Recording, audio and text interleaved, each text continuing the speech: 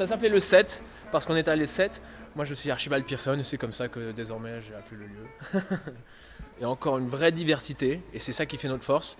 Mais on sent qu'il y a clairement une tendance qui correspond à une mode évidemment. Donc voilà, une tendance à la promotion du design 50, 60 et 70. Donc forcément sur le marché Paul Bert, c'est vraiment le créneau un peu porteur, le design, voilà, la création 50 et ensuite tout le design 60, 70 qui en découle. Je dirais bien il y a bien la moitié, oui, disons un tiers, entre un tiers et la moitié des marchands qui pratiquent ça. Il y en a qui ont carrément pris le pli, qui s'y sont mis.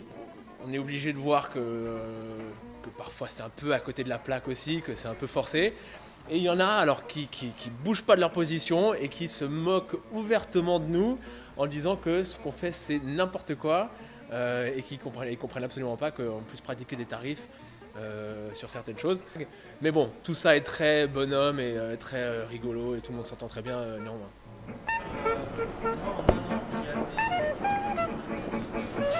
Il y avait des gens qui faisaient du classique, il y en avait d'autres qui faisaient un petit peu de vintage, très peu. Et maintenant, comme le classique, peu de gens s'intéressent au classique, donc tout le monde va vers le design, tout le monde veut aller vers le vintage. Ça pose des problèmes parce qu'il y a une uniformité au niveau de la marchandise. Et c'est moins varié et je pense que c'est moins intéressant qu'avant au niveau des yeux, au niveau du choix en fait. Je pense que c'est pas la même clientèle. Ça amène plus de monde. Peut-être qu'à long terme, ces gens-là seront acheteurs, mais pour le moment, pas vraiment. On espérait avec l'arrivée de Macocotte que ça allait attirer des nouveaux clients. Et en fait, pas tellement. Les gens se promènent ici et on est leur salle d'attente.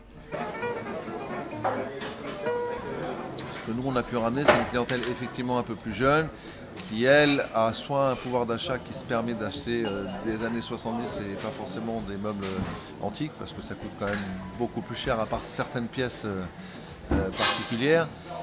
Voilà. Tout ce buzz autour de Macocotte a fait un petit peu revivre les puces de Saint-Ouen, refait surtout parler des puces de Saint-Ouen, et en bien cette fois-ci, et pas en mal. C'est vrai que les antiquaires, c'est quoi? C'est des meubles qui sont d'une certaine période, et qui sont vendus beaucoup plus tard. Là, la seule différence, c'est que maintenant, les années 70, ça devient ce qui est demandé, donc forcément, les puciers s'adaptent à la demande.